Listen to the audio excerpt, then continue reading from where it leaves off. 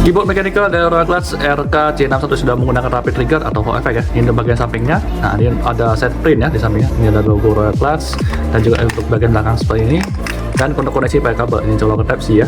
Perlengkapan kita dapat kabel Type C to Type A panjang sekitar 1,5 sampai 1,8 mm dan juga ini untuk cooler ya. Dan juga ada buku manual dan juga untuk switch ya. Kalau kalian misalkan mau custom keyboardnya, kalian buka official website Royal Class ya, rkgaming.com. Nah, kalau kalian misalkan mau custom untuk rapid trigger, ini berapa mm bisa diatur ya. Seperti contohnya misalkan kita tes, nah untuk rapid triggernya.